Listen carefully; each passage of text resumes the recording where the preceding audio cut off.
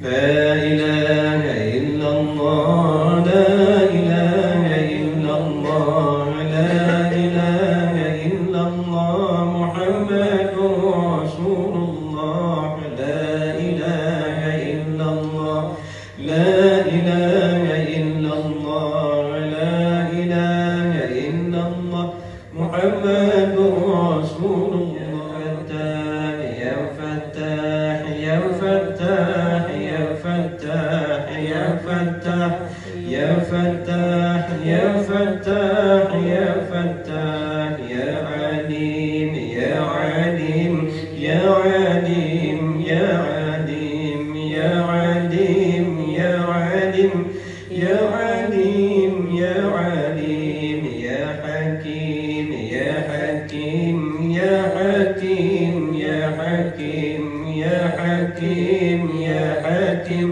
يا حكيم يا حكيم حسبنا الله ونعم الوكيل ولا حول ولا قوة إلا بالله العلي العظيم بسم الله الرحمن الرحيم يا الله اللهم ارزقنا علما تزكيكا كمي علم والفهم والعقل والحكمة اللهم ارزقنا فهم النبيين وحفظ المرسلين وإلهام الملائكة المقربين وعافيته يا عليم فقهنا في الدين وعلمنا في تعويل وصلى الله على سيدنا محمد والحمد لله رب العالمين.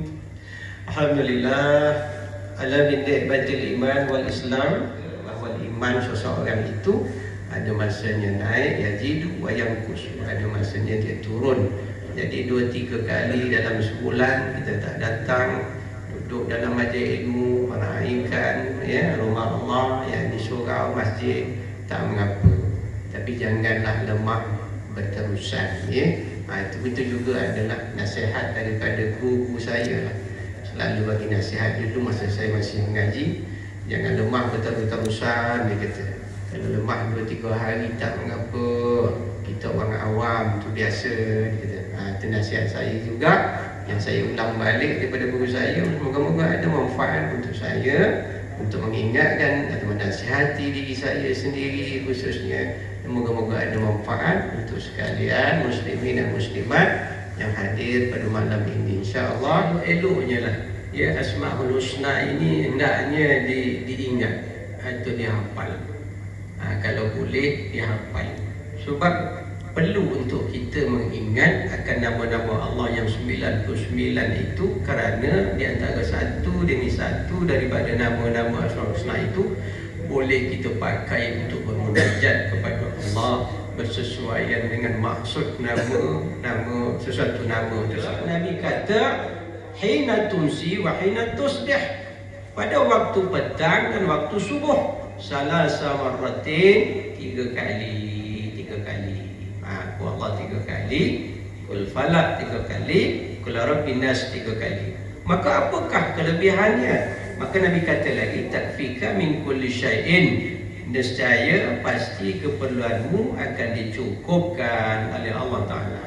Ada ulama sebahagiannya menyebutkan bahawa yang dimaksud dengan oleh Nabi SAW dengan dicukupkan keperluan seseorang adalah ia direzekikan oleh Allah insya-Allah husnul khatimah. Itu dia. Ini pendapat sebahagian ulama, boleh dapat husnul khatimah. Dicukupkan oleh Allah apa yang baik bagi kita. Husnul khatimah baik, maka Allah cukupkan, Allah bagi. Itu sebab itulah untuk ingatan diri saya muslimat oleh Allah yang saya muliakan, ingatkan diri masing-masing. Qul wallah, Qul Falaq, Rabbin Nas, pagi, petang jangan tinggal. Pagi itu bila? Lepas sembahyang subuh. Petang bila? Lepas sembahyang isyak. Asar maksud saya, minta maaf. Dan kaedah yang diletak atau ditetapkan oleh Nabi ini menjadi syarat wajib. Menjadi syarat wajib. Ini kaedah Nabi letakkan. Syarat wajib mesti diulang 3 kali. Subuh dengan asar. Adapun zuhur, maghrib, isyak, ada hadis lain riwayat Imam Abu Daud ia menyebutkan bahawa Rasulullah meminta kepada seorang sahabat supaya membaca 3 qul fi dubur kulli solat, pada setiap kali habis sembahyang, selesai solat 5 waktu. Jadi maknanya dua hadis kita himpunkan, maka dapatlah kita simpulkan baca 3 qul setiap hari 5 waktu, subuh, zuhur, asar, maghrib, isyak. Jangan tinggal kalau nak dapat husnul khatimah.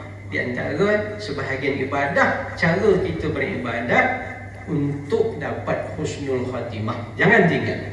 Namun diingat, berdasarkan hadis yang pertama tadi, hendaklah dipastikan subuh dengan asar mestilah dibaca 3 kali. Faham tak? Jelas tak? Faham sistem baik? Faham ya? 5 waktu kita solat ni fardu, jangan tinggal 3 qul. Kalau subuh dengan asar wajib dibaca 3 kali. Qul Allah 3 kali, Qul Falaq 3 kali, Qul Rabbin Nas 3 kali. Sebab hadis sebut pagi petang 3 kali. Hadis yang kedua kata selepas solat fardu, tak disebutkan berapa kali. Maka sebab itulah zuhur, maghrib, isyak sekali. Allah 3 kali, Falaq sekali, Rabbin Nas sekali. Cubalah insya-Allah tuan-tuan, Allah. Ya, ini untuk kita moga-moga dapat insya-Allah taala. Macam mana kita sibuk dalam dunia dengan urusan masing-masing, namun jauh dalam hati kita minta dengan Allah kan? Kita minta dengan Allah, moga-moga besok kita dapat akhiran hidup yang baik, yakni husnul khatimah. Tuan-tuan ya, cubalah istiqamahlah. Baik. Ya, kalau yang qul huwallah tu sebab ada orang-orang musyrikin yang bertanya kepada Rasulullah berkaitan dengan sifat-sifat Allah. Maka Allah Ta'ala menurunkan surah Qul Huwallah Al-Ikhlas ini untuk menjawab, untuk jawaban kepada soalan orang-orang musyrikin, orang-orang kafir ketika itu. Sebab orang kafir Yahudi itu bertanya kepada Nabi, ya Rasulullah, ya utusan Allah, Allah yang kamu sembah itu sifatnya macam mana? Ceritakanlah kepada kami, kata orang Yahudi. Maka turunlah ayat Al-Ikhlas ni, wallah ni. Allah suruh bagi tahu atau jawab dekat orang Yahudi yang tanya tadi, kul, katakanlah wahai Muhammad, Allahu Ahad, bahawa sifat Allah itu isim. Allahu Samad, dialah tempat sekalian makhluk meminta. Lam yalid wa lam yulad, sifatnya juga tidak beranak dan tidak diperanakkan. Wa lam yakul lahu kufuwan ahad, sifatnya juga tidak ada yang sekutu atau setara dengannya. Inilah jawaban kepada pertanyaan orang-orang musyrikin yang bertanya dekat Nabi sallallahu alaihi wasallam. Ya. Jadi adapun qul falaq rabbin nas, ayat 2 surah ini turun sekaligus atau seiring. Turun qul falaq, turun qul rabbin nas daripada Allah Taala sekaligus, satu masa yang sama. Sebab dan asbabun nuzul ayat ini, sebab turun ayat ini, peristiwanya ialah sebagaimana yang telah kita sebutkan sebelum ini, bahawa ketika itu Rasulullah tengah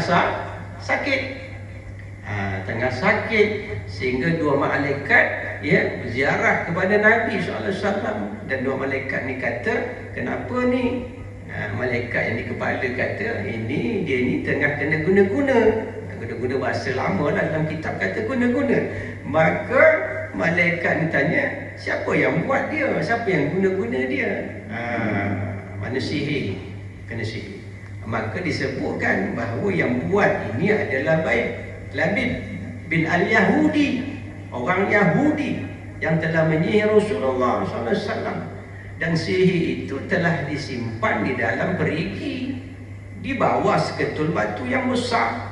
Sihir itu dibuat daripada gulungan seutas tali yang disimpul-simpul sebanyak 11 simpulan atau 11 ikatan, dan telah digulung dengan sehelai kain buruk, diletakkan di bawah perigi, di bawah seketul batu, dihimpap dengan seketul batu. Diceritakan oleh malaikat, kepada Nabi sallallahu alaihi wasallam. Dan malaikat suruh pergi ambil. Sampailah besok siang, Rasulullah pun memanggil Ammar bin Yazid.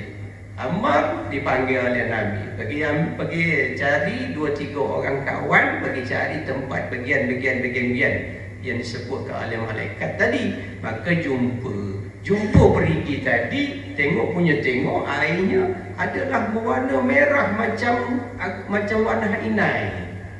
Itu tafsir sebutkan Imam Sayyuti menyebutkan Allah Ta'ala di dalam kitab Asbabun Nuzul beliau, kitab tafsir, bahawa air dalam perigi tadi warnanya agak merah.